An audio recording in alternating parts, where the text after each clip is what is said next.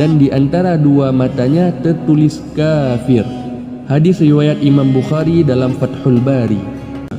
Sebenarnya ia lemah meskipun bisa melakukan apa saja yang ia perbuat atas izin Allah. Ia makan, minum, tidur, buang air, dan buang hajat.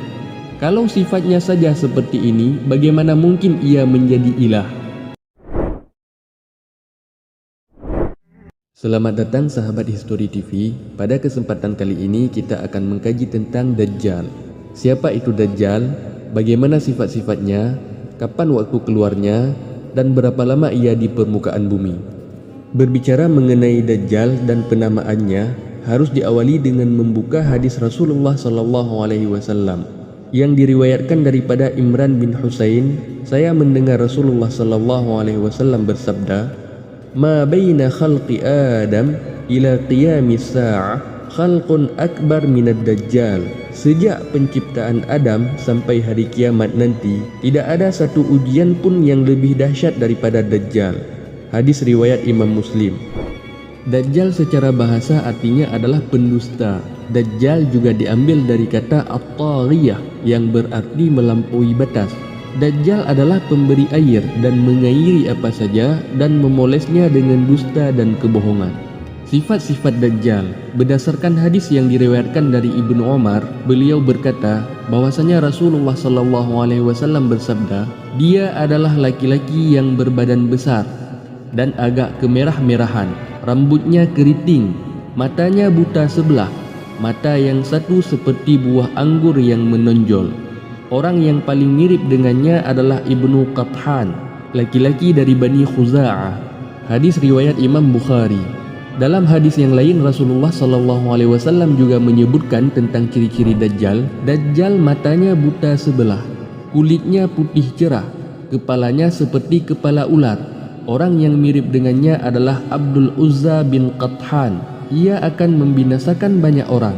Maka ketahuilah sesungguhnya Rabb kalian tidak buta. Hadis riwayat Ibnu Majah dan Abu Daud. Setiap kali Rasulullah menyebutkan tentang Dajjal, pasti beliau selalu menyebutkan bahwa matanya buta sebelah. Dajjal berusaha menyembunyikan aib-aibnya, akan tetapi ia tidak bisa menyembunyikan aib kebutaan sebelah matanya ini. Rasulullah SAW menyerupakan matanya seperti buah anggur yang menonjol. Dalam hadis lain disebutkan bahwa biji matanya melotot, tidak tersembunyi bagi siapapun. Siapapun bisa melihatnya. Abdullah bin Umar radhiyallahu anhu berkata, Rasulullah SAW bersabda, "A'waru ainainil yumna ka'annaha ainabatun tafiyah." Mata kanannya buta seperti anggur yang menonjol. Sifatnya yang kedua adalah terdapat kata kafir di antara kedua matanya. Tanda Dajjal yang satu ini hanya khusus bagi kaum muslimin, bukan diperuntukkan bagi orang-orang kafir dan fasik, atau bagi siapa saja yang Allah tutup penglihatannya dan dibutakan hatinya. Yang bisa melihat kalimat kafir di kedua mata Dajjal itu hanyalah kaum muslimin saja. Berdasarkan hadis yang diriwayatkan dari Anas bin Malik, bahwasanya Rasulullah SAW bersabda, "Semua nabi yang diutus telah mengingatkan umatnya dari seorang pendusta. Ketahuilah, sesungguhnya matanya buta sebelah, sedangkan Rabb kalian tidak buta, dan di antara dua matanya tertulis kafir." Hadis riwayat Imam Bukhari dalam Fathul Bari. Ciri lainnya adalah Dajjal ini mandul, dia tidak berketurunan. Ia hanyalah manusia biasa yang makan dan minum. Rasulullah SAW menceritakan bahwa Dajjal mandul, tidak punya keturunan, dan ia ialah manusia biasa. Sebenarnya ia lemah meskipun bisa melakukan apa saja yang ia perbuat atas izin Allah. Ia makan, minum, tidur, buang air, dan buang hajat. Kalau sifatnya saja seperti ini, bagaimana mungkin ia menjadi ilah, menjadi Tuhan bagi alam semesta ini, seperti yang ia dakwakan. Sedangkan Allah Subhanahu wa Ta'ala suci daripada sifat-sifat ini. Kemudian dari mana Dajjal itu keluar? Di mana tempat keluarnya Dajjal? Tempat yang tidak diperselisih dalam berbagai riwayat adalah ia keluar dari arah timur. Ada dua riwayat yang berbeda. Satu menyebutkan bahwa ia keluar dari Khurasan dan satu lagi menyebutkan ia keluar dari kota Asfahan, Iran. Abu Hurairah radhiyallahu anhu meriwayatkan bahwa Rasulullah sallallahu alaihi wasallam bersabda, Dajjal al-Masih yang sesat akan keluar dari bumi belahan timur pada saat manusia sedang berselisih. Kemudian ia keluar menuju Hijaz yang berada di antara Irak dan Syria. Kemudian ia menuju ke Mekah dan Madinah, namun malaikat mencegahnya. Kemudian ia pergi ke Palestina di mana ia akan dibunuh oleh Isa bin Maryam di kota Lut di Palestina. Rasulullah SAW juga bersabda, Dajjal akan keluar dari bumi sebelah timur yang disebut Khurasan. Anas radhiyallahu anhu meriwayatkan bahwa Rasulullah SAW bersabda, Dajjal akan keluar dari bangsa Yahudi Asfahan yang akan diikuti oleh 70.000 orang dari golongan mereka. Hadis riwayat Imam Muslim.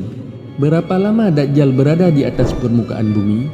Atas karunia Allah, masa tinggal Dajjal di bumi tidak lama. Kendatipun hanya sebentar, ia merupakan fitnah yang tidak pernah ada bandingannya. Banyak manusia berjatuhan dan merugi pada masa fitnah dan cobaan besar ini. An-Nawas bin Sa'man radhiyallahu anhu meriwayatkan bahwa para sahabat bertanya kepada Rasulullah sallallahu alaihi wasallam tentang lamanya Dajjal tinggal di bumi. Para sahabat bertanya, berapa lamakah Dajjal tinggal di bumi? Beliau Rasulullah sallallahu alaihi wasallam bersabda, selama 40 hari, yang satu harinya bagaikan setahun, satu hari bagaikan sebulan, satu hari bagaikan satu minggu, dan hari-hari berikutnya seperti hari biasa. Kami bertanya, wahai Rasulullah, tentang satu hari yang seperti satu tahun itu, cukupkah kami salat seperti satu hari 5 kali saja? Rasulullah SAW menjawab, perkirakanlah seperti waktu salat biasa. Hadis riwayat Imam Muslim. Sahabat History TV yang dirahmati Allah, itulah beberapa penjelasan tentang Dajjal dan fitnah-fitnahnya di akhir zaman. Semoga saja kita semuanya dilindungi daripada fitnahnya tersebut, karena fitnahnya itu begitu dahsyat. Siapapun dari umat muslim yang jatuh ke fitnahnya dan mengakui ia sebagai Tuhan, maka ia telah kafir kepada Allah Subhanahu wa taala. Na'udzubillahi min zalik. Semoga bermanfaat. Wallahu a'lam bissawab.